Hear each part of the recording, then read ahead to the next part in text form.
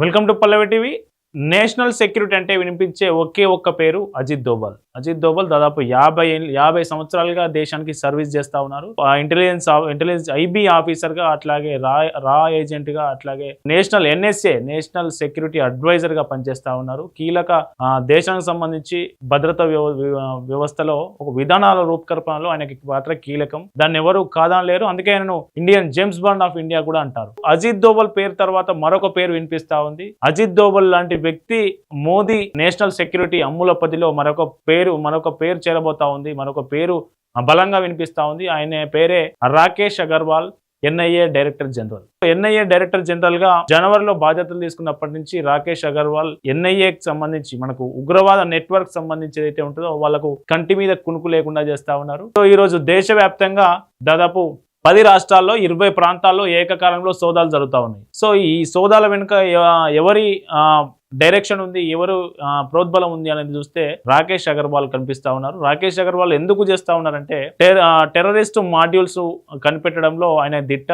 దేశవ్యాప్తంగా ఏదైతే ఇప్పుడు డిజిటల్ టెర్రరిజం జరుగుతూ ఉంది. డిజిటల్ టెర్రరిజం అంటే ఎక్కడో ఇన్ఫ్లుయెన్సర్ ఉంటాడు, ఎక్కడో హ్యాండ్లర్ ఉంటాడు, వాడు డిజిటల్ సోషల్ మీడియాల ద్వారా ఎన్క్రిప్టెడ్ సాఫ్ట్వేర్ల ద్వారా, అంటే వాట్సాప్ కావచ్చు, లేకుంటే ఇన్స్టాగ్రామ్ కావచ్చు, లేదంటే టెలిగ్రామ్ కావచ్చు, ఫేస్బుక్ కావచ్చు. సో ఇట్లాంటి ఇన్క్రిప్టెడ్ సాఫ్ట్వేర్ల ద్వారా యువతను రాడికలైజేషన్ చేస్తూ వాళ్ళను స్లీపర్ సెల్స్ గా మార్చి, సో ఇక్కడ టెర్రరిస్ట్ యాక్టివిటీస్ గా చేస్తున్నటువంటి హ్యాండ్లర్లు ఎవరైతే ఉన్నారో, సో ఈ నెట్వర్క్ ను ఛేదించడం కోసం ఇప్పుడు నెట్వర్క్ ను ఛేదించడం మీద దృష్టి పెట్టారు. అసలు ఎవరో ఆఫీసర్ రాకేష్ అగర్వాల్ నేపథ్యం ఏంటనేది చూద్దాం.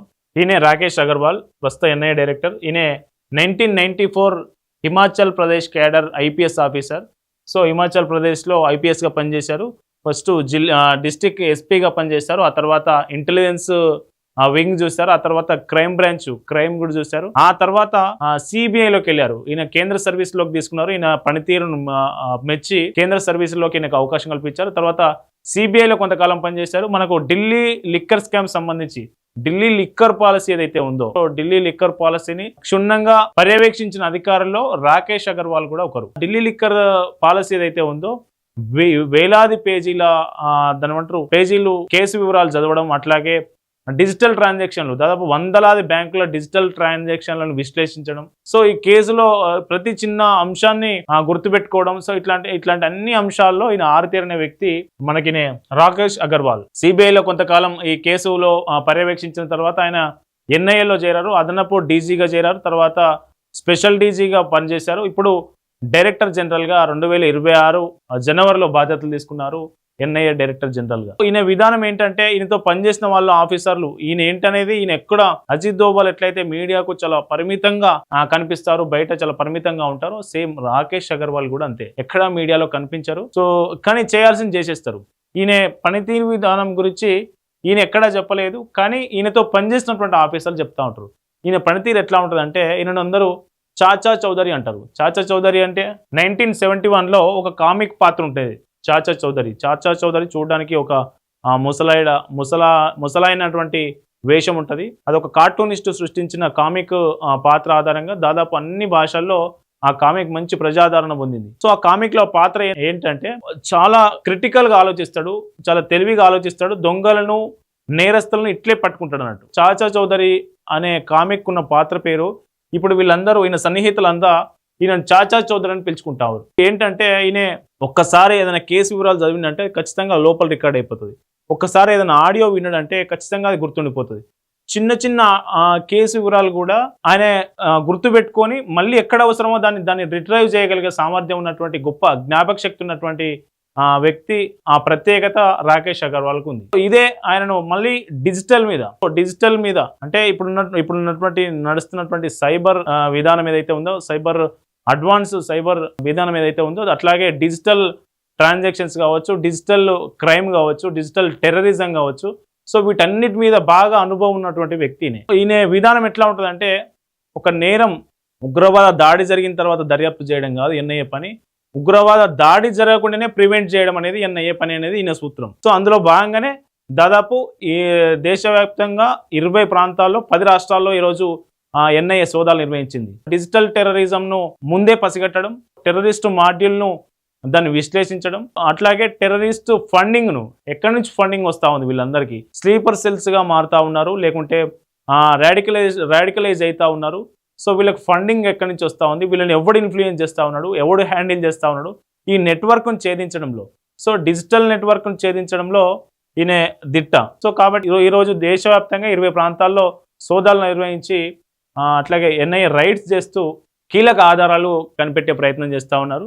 సో అందుకే నేను ఏమంటున్నానంటే నెక్స్ట్ అజిత్ దోవల్ తర్వాత ఈయన ఆ స్థాయి నేషనల్ సెక్యూరిటీ అడ్వైజర్ కావచ్చు, దేశానికి ఆ స్థాయిలో సేవలు అందించే అవకాశం ఉందనేది ఈయన చర్చ బాగా జరుగుతూ ఉంది. ఈయన పేరు బలంగా వినిపిస్తూ ఉంది. సో ఎన్ఐఏ డైరెక్టర్ జనరల్గా ఇంకా మరిన్ని ఆపరేషన్లు ఏం చేయబోతా ఉన్నారనేది చూడాలి. అట్లాగే ఈరోజు నిన్న 2 రోజుల క్రితం ఢిల్లీలో ఏదైతే పెట్రోల్ బాంబులకు ప్లాన్ చేసిన కుట్ర కాన్స్పిరసీ ఏదైతే ఉందో, వాడు షహబాజ్ భట్టి అనే వ్యక్తి హ్యాండ్లర్గా ఏదైతే ఢిల్లీలో పెట్రోల్ బాంబులు వేసే కుట్రను ముందే ఢిల్లీ స్పెషల్ సెల్ ఏదైతే పట్టుకున్నారో, సో అందులో కూడా ఆ నెట్వర్క్ను ఛేదించడంలో కూడా రాకేష్ అగర్వాల్ పాత్ర కూడా ఉంది కొంత అనేది మనకు చర్చగా మారుతా ఉంది. సో మొత్తానికి రాకేష్ అగర్వాల్ ఎన్ఐఏ డైరెక్టర్ జనరల్గా మరో అజిత్ దోవల్ కాబోతా ఉన్నారా? సో ఎన్ఐఏ డైరెక్టర్ జనరల్గా ఎన్ఐఏ ఇంకేమి అంశాల్లో టేకప్ చేయబోతా ఉంది? సో ఉగ్రవాదం సంబంధించి, దేశ సార్వభౌమత్వానికి సంబంధించి, ఎక్స్ట్రీమిజం సంబంధించి ఈయన ఎట్లాంటి కేసులు ఛేదించబోతా ఉన్నారో చూడాలి.